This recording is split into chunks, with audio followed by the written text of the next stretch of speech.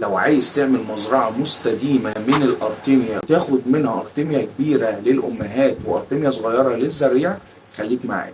السلام عليكم، معكم عبد الرحمن أحمد. النهاردة هنتكلم عن الأرتيميا وجميع تفاصيل حياتها.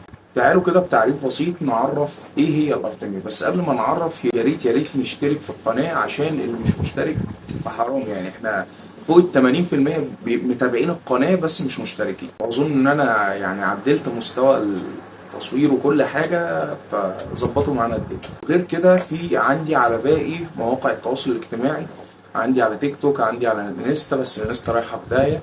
التيك توك يعتبر من المشاهير عليه، ما اعرفش ازاي، بس محتوى غير السمك. خشوا اتفرجوا، هسيب لكم اللينكات. كده بسيب اللينكات تحت كل فيديو، اذا كان على القناه ديت او قناه الفلوجات. اكتبوا عبد الرحمن فلوج او عبد الرحمن احمد فلوج، عبد الرحمن احمد بالعربي وفلوج بالانجليزي. وفي برضه الصفحه الشخصيه بتاعت الفيس، مش عارف مره واحده عليت ليه. انا عملتها صفحه عامه بسبب الموضوع ده. ففي محتويات حلوه قوي بقدمها، فخشوا تابعوني على الحاجة. نيجي لحبيبة ونجمة الحلقة، الأرتيميا. الأرتيميا عبارة عن إيه؟ الأرتيميا عبارة عن فصيلة أو نوع من القشريات، حاجة كده إيه شبه الجمبري والاستاكوزا والحاجات دي، بس حاجة إيه صغيرة. هي آخرها ممكن بتوصل لسنتي مثلا. الأرتيميا في بداية حياتها حجمها بيبتدي من 400 ميكرون.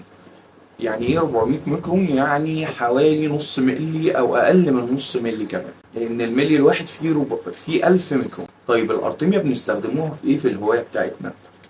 اول حاجه بناكل بيها زريعه السمك، وده شيء يعني قوي جدا. ان الارتيميا غذاء يعني شبه متكامل من حيث الاحماض الامينيه، من حيث التصبغات بتاعه الالوان اللي بيديها للسمك. لو سمكه نشأت على ارتيميا وسمكه تانية مش ناشئه على ارتيميا، في فرق شاسع. يعني الموضوع دوت عن تجربه شخصيه جربته في الانجل. ونشأة بالنسبة لي معناها ان انت بتفضل تأكل ارتيميا لغاية مثلا لما الحجم السمكة بيوصل الجسم الحجم ده.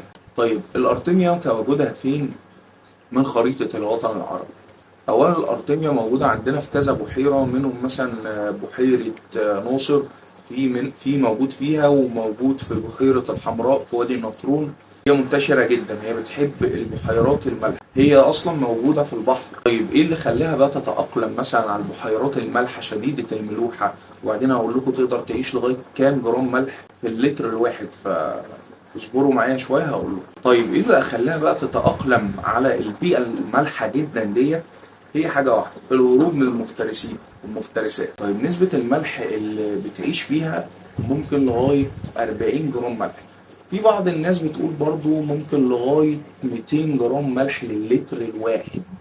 انتوا متخيلين نسبة الملوحة؟ وصحيح الأرتيميا في فصل الصيف بتنتج كتير، فالبحيرات اللي بتبقى موجود فيها بيبقى لونها أحمر. عشان كده مثلا في بحيرة الحمراء في وادي النطرون.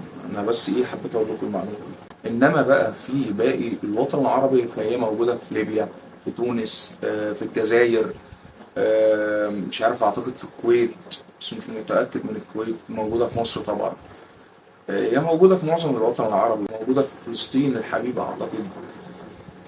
ربنا يصبرنا ويصبر اهلها. طيب الارتيميا ليها طريقتين في التكاثر.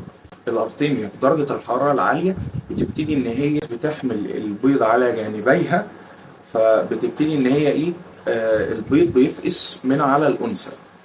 لكن في طريقة تانية، لما الظروف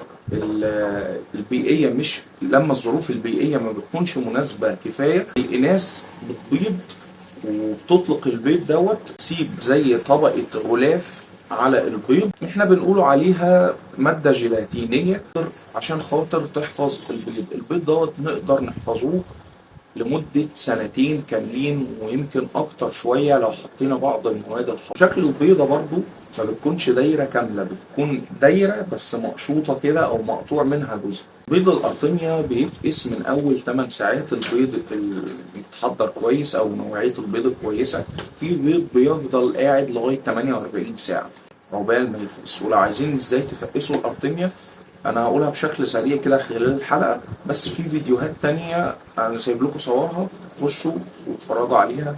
يعني طريقة الجمع بتاعتها سهلة جدا. بيض الارتيميا عشان خاطر يفضل قاعد معاك اطول فترة ممكنة محتاج برضو ايه حبة عوامل. اول عامل ان انت تحط عليها شويه ملح سخني بحيث انه يكون ماده حافظه للبيض. دي اول حاجه. الحاجه التانيه، عايزين رطوبه في المكان اللي محفوظ فيه البيض، بمعنى ان احنا هنجيبه الكيسه هنحط فيها الارتميا وهنفضوه من الهواء تماما ونربطه على الارتميا. تاني حاجه، محتاجين درجه حراره قليله، نقدر نحط الارتميا في الفريزر، بس انا عن نفسي يا اما بحطها في درج التلاجة يا اما في التلاجة العاديه، مش بجمد يعني. هي تقدر تفضل عايشه لدرجه حراره صفر، بس ايه، انت تخليها في درجه حراره التلاجة 4 5 16. الدرجات دي كلها جميله، اهم حاجه الرطوبه، بس ايه، ما يبقاش فيه رطوبه في الموضوع. طيب تعالوا نشوفوا مراحل العمر بتاع الارتميا اول ما بتفقس من البيضه. الارتميا بتتولد زي سمك كتير بحاجه شبيهه لكيس المح. كيس المح ده اللي هو الصفار اللي جوه البيضه، اللي الكائن بيتغذى عليه شويه قبل ما يعوم او يسبح السباحه الحره. الارتميايه اتولدت من هنا على حسب بقى درجات الحراره. لو درجه الحراره مظبوطه، لو درجه الحراره اعلى بتكون اسرع، لو درجه الحراره قليله شويه بتكون ابطا. اللي هي الدوره الحياتيه بتاعت الارتميا او معظم الكائنات الحيه. بعد اول ما بتفقس من 3 ساعات ونص لغايه 4 ساعات ونص بيحصل اول انسلاخ. الانسلاخ دوت شبه المفصليات وشبه القشريات، بتقلع الجسم اللي عليها لانها ما عندهاش جلد بيتمدد، فبتعمل الانسلاخ. بتكبر بمعنى اصح. بعد تاني انسلاخ بعديها ب8 ساعات تانيين بتبتدي ان الارتميا خلاص بتعوم العوم الحر، بتعوم بمحض ارادتها تماما، وبتقدر ان هي تتغذى وتاكل وتبتدي ان هي تاكل. طيب الارتميا بتاكل ايه؟ بتاكل حاجات كتير كتير كتير. هي يعتبر او شبيهه للكائنات الدقيقه شبه الدافنية اللي بتفلتر الميه. هي عليها مسؤوليه كبيره جدا في المحيطات والبحار والمناطق ديت، ان هي بتكون جزء من الفلتر او الفلتريشن بتاع المناطق دي. هي بتتغذى على ايه؟ هي تقدر تتغذى على الجرين ووتر، وديت افضل حاجه، وانا هقول لكم ازاي نحضروها وتجيبوها منين. تقدر تتغذى على اكل الاسماك البودره، بس مش في المرحله العمريه او مش في بدايه المرحله العمريه، في مراحل متقدمه بقى في المرحله العمريه يعني. تقدر تاكل الخميره، بس الخميره انا ولا بحبذها مع تسمين الارتميا ولا بحبذها مع الدفن. انا بشوفها فاشله. هي بتنجح معاك، بتلاقي تكاثر بطريقه غير طبيعيه، مره واحده الموضوع بيموت، لان الخميره بتكون عباره عن جراثيم يعني، فبتتكاثر فبتحل محل الكائن اللي انت حاطه يعني. بتاخد منه نسبة الأكسجين اللي هو محتاجها، وبتاخد منه عناصر كتير هو محتاجها. الأرتميا احنا مستمرين معاها في التسمين، وهجيب لكم دلوقتي طريقة التسمين. الأرتميا بتبتدي تبلغ امتى؟ بتبتدي إن هي تبلغ من حوالي 10 أيام ل 15 يوم على حسب درجات الحرارة. بس هل بتتكاثر بشكل فعلي بقى وبشكل يعتمد عليه؟ لا، تتكاثر بعد حوالي شهر. امشي يا دبانة. بتتكاثر بعد حوالي شهر. بتقدر ان انت تلاقي منها انتاج كل 4 ايام، بتلاقي ان الانثى حطت بيض جديد. مراحل عمرها كلها هي بتاخد مثلا عقبال ما بتموت حوالي 15 ل 17 انسلاخ مثلا. على فكرة هي في المرة الواحدة بتنتج حوالي 300 بيضة، فدي كمية يعني. انت لو عندك بركة صغيرة هتقدر تنتج ارتميا وارتميا كتير. طيب ازاي تعمل مزرعة ارتميا؟ ودوت الجزء الاهم المفيد للناس واللي الناس مستنية تعرف. هنجيبه الجرين ووتر. انا ببيع الجرين ووتر لان بيكون فيها نوع من انواع الطحالب سهلة التكاثر وبتكون مغذية جدا. لكن انت لو عملت او لقيت جرين ووتر عادية، مش هياها نفس الطحالب. في انواع ياما جدا من الطحالب، ونوع الطحالب دوت انا دخت كتير جدا جدا جدا عقبال ما اجيبه. في حد موجود في السوق المصري عنده، بس ما رضاش ان هو يفيدني ولا حتى ان هو يدهاني، بحيث ان انا اعمل البدايه بتاعت مزرعه الدفن في الحلقات اللي جايه ومزرعه الارتميا. نحمد الله ان احنا وصلنا، فانا ان شاء الله هنشرها ومش هبخل على حد فيها.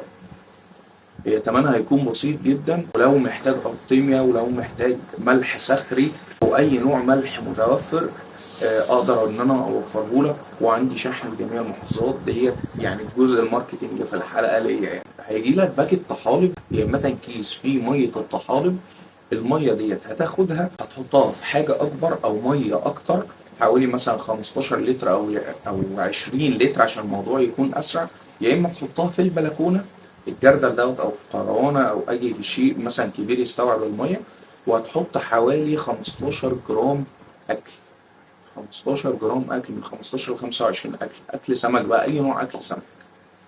وهتسيب ان الميه الخضراء ان هي تبتدي، او الطحالب الخضراء ان هي تبتدي تتكاثر لغايه لما الميه تبقى كلها جرين ووتر. ساعتها تقدر تحط زريعه الارتميا في الميه ديت وتبتدي ان هي تتسمي. طيب احنا عايزين نحافظ على الجرين ووتر، هنعمل ايه؟ يا اما هنكرر العمليه وبعدين نقوم ضايفين الميه على الارتميا، ولا لما الميه تنضف، لما الميه تبقى شفافه تماما، يا اما هنفضلوا نخلوا الجرين ووتر تتكاثر او الطحالب الخضراء تتكاثر جوه الارتميا. ده هنعمله ازاي؟ هنجيبوا لمبه وهنحطوها فوق الجردل او فوق الحاجه اللي محطوط جواها الارتميا، وتشتغل 24 ساعه. وكل ما الميه نحسوها ان هي ابتدت تنضف شويه، نجيبوا رشه اكل رفيعه جدا نبتدوا ناكلوها. كميه الاكل ديت احنا بنعوزوا منها النترات والنيتريت والامونيا، الحاجات اللي بتتغذى عليها الجرين ووتر. وايه اللي بيتغذى بقى الجرين ووتر؟ الارتميا اللي احنا بنسمنوها واللي هي بتتكاثر جوه الشيء ده. هي العمليه تبان معقده بس العمليه بسيطه جدا. لتر الميه هنحطه عليه ملح قد ايه؟ انا بالنسبه لي بحط من 33 جرام ملح لغايه 40 جرام ملح، بس كفايه جدا ال 33 ملح.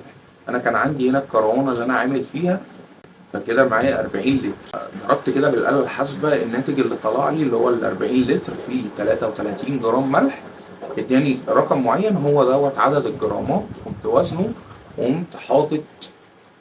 قمت مدوب الملح وقمت حاطط الطحالب، وبعدين ابتديت ان انا اعمل الشغله ديت. او الطحالب عباره المتكاثره قعدت معايا حوالي 5 ايام لاسبوع، لان انا كنت مشغل عليها اضاءه 24 ساعه، فالطحالب الخضراء اتعملت او اتكونت بسرعه. المهم يعني لما الميه تبتدي تنضف هنحط رشه اكل، او لما الميه الخضار الغامق اللي فيها يبتدي يفتح والميه تحسها تبتدي تنضف تحط رشه اكل، بحيث الامونيا بس ايه ترتفع.